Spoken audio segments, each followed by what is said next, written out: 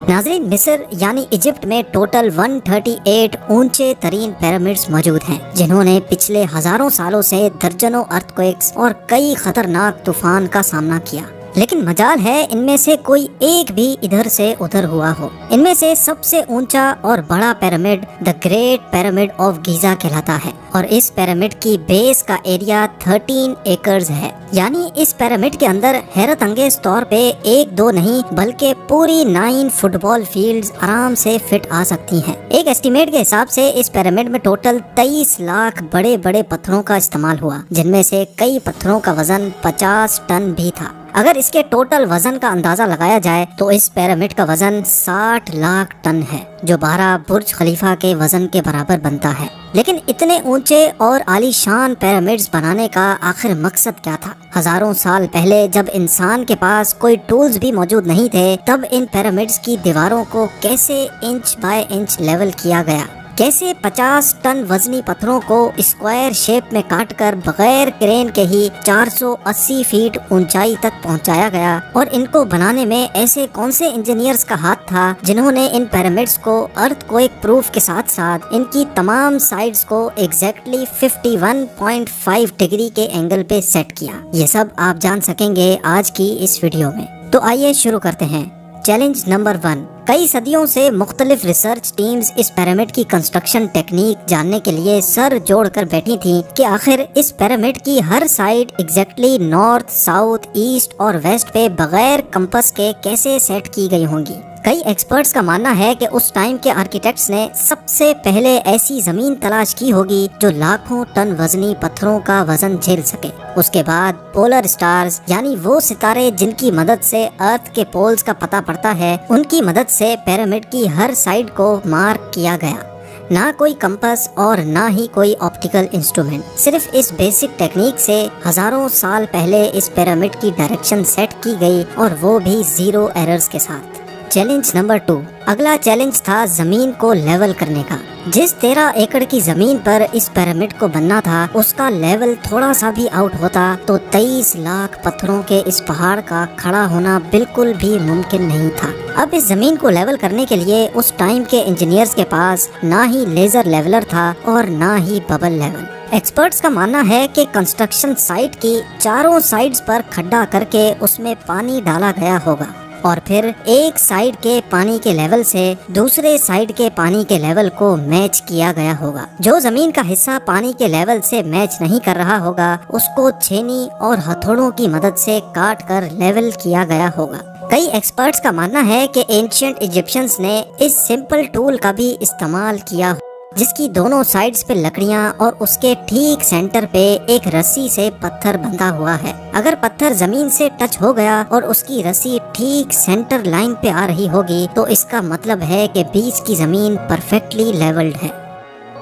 Challenge number 3। अब pyramid construction site पे directions भी सेट थी, मार्किंग्स भी हो चुकी थी और जमीन का लेवल भी सेट था। अब बारी थी कंस्ट्रक्शन स्टार्ट करने की, जिसके लिए लाखों टन वजनी और बड़े पत्थर रिक्वायर्ड थे। लेकिन ये पत्थर काटने के लिए ना ही उनके पास ग्राइंडर थे और ना ही जैक हैमर्स। लेकिन फिर भी उन्होंने 50 टन वजनी पत्थर काटे भी और उनको स्क्वायर या रेक्टेंगल शेप भी दिया। लेकिन आखिर किसकी मदद से? जी हाँ, यही वो सिर्फ एक टूल था जिसकी मदद से पत्थरों को काटा गया। एक्सपर्ट्स का मानना है कि पिरामिड की कंस्ट्रक्शन पे इस्तेमाल होने वाली छेनी सिर्फ कॉपर से ही नहीं बनी थी, क्योंकि उनको भी ये बात मालूम थी कि कॉपर नरम होता है और पत्थर नहीं काट सकता।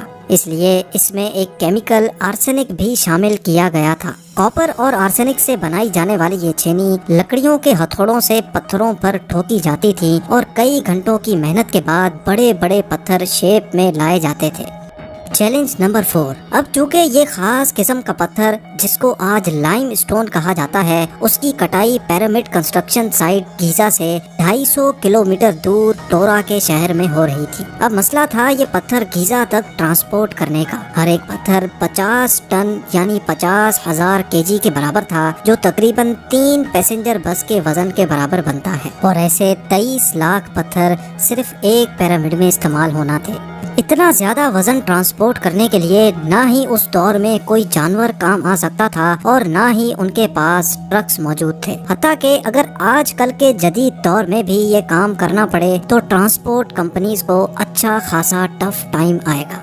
حیرت انگیز طور پہ یہ کام ورکرز اور کشتیوں کی مدد سے کیا گیا۔ جی ہاں، ٹورا اور گیزا کے درمیان موجود ریور کا فائدہ اٹھایا گیا اور بڑی بڑی کشتیوں میں پتھر لاد کر پیرامڈ سائٹ پر پہنچائے گئے۔ ایکسپرٹس کا ماننا ہے کہ یہ کام اتنا آسان نہیں تھا۔ شپس میں اتنے بڑے پتھر کی لوڈنگ اور ان لوڈنگ میں کم سے کم بھی 500 مزدوروں کی آرمی ایک ہی وقت میں لگائی گئی ہوگی۔ Challenge number 5۔ جو ایکسپرٹس کی ٹیمز پیرامڈ کی کنسٹرکشن پر ریسرچ کر رہی تھیں، ان کو اب اپنے کئی سوالوں کے جواب مل چکے تھے، لیکن ایک بات ان کو ہر وقت ستا رہی تھی کہ لائم سٹون کٹ بھی گئے، ٹرانسپورٹ بھی ہو گئے اور کنسٹرکشن کے دوران ایک کے اوپر ایک لگنا بھی شروع ہو گئے۔ مسئلہ یہ تھا کہ پتھر اتنی اونچائی تک آخر پہنچائے کیسے گئے ہوں گے۔ کئی ایکسپرٹس کا ماننا ہے کہ پیرامڈ کی کنسٹرکشن سے پہلے ہی یہ پلان کر لیا گیا تھا، یا تو یہ اسپائرل ٹریک کے ذریعے اوپر گئے ہوں گے یا پھر زگ زیگ طریقے سے، لیکن یہ بات تو طے ہے کہ 50,000 kg کے پتھر اوپر مزدوروں کی آرمی کی مدد سے ہی کھینچ کر گئے ہوں گے۔ Challenge number 6۔ بات صرف لاکھوں مزدوروں چھینی ہتھوڑے سے لائم سٹون کاٹنے اور اتنے بڑے پتھروں کو ٹرانسپورٹ کرنے کی ہی نہیں تھی۔ اس پیرامڈ کے اندر کمپارٹمنٹس، ان کے اندر جانے کا راستہ اور کئی چھوٹی چھوٹی سرنگیں بھی بنائی گئی تھی۔ باقی سب چیزیں تو ٹھیک تھیں، لیکن ایک چیز ایکسپرٹس کو حیران کر گئی اور وہ یہ تھی کہ اندر کے کمپارٹمنٹس میں جو پتھر استعمال ہوا تھا وہ لائم سٹون نہیں بلکہ گرینائٹ تھا۔ جی ہاں، گرینائٹ ایک ایسا پتھر ہے جو ڈائمنڈ کے بعد دنیا کا سب سے سخت ترین اسٹون مانا جاتا ہے۔ آج کل کے ماڈرن دور میں بھی گرینائٹ بڑے بڑے گرائنڈرز کی مدد کے سوا کاٹا ہی نہیں جا سکتا۔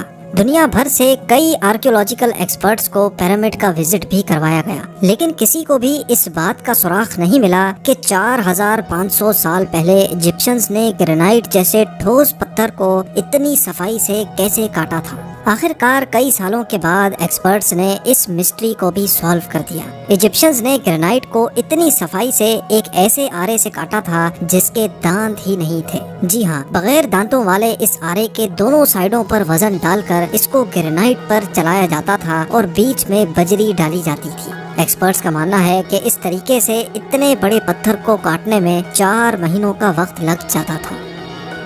آخر کار پیرامڈز بنانے کا مقصد کیا تھا؟ ان پیرامڈز کو بنانے میں کتنے مزدور ایک ہی وقت میں کام کرتے تھے؟ اور روبوٹک کیمرہ نے جب پیرامڈ کے اندر پتھر کے سلیب میں سوراخ کیا تو اس کے اندر وہ کون سا منظر دیکھا گیا جو پچھلے 4500 سالوں سے کسی نے بھی نہیں دیکھا؟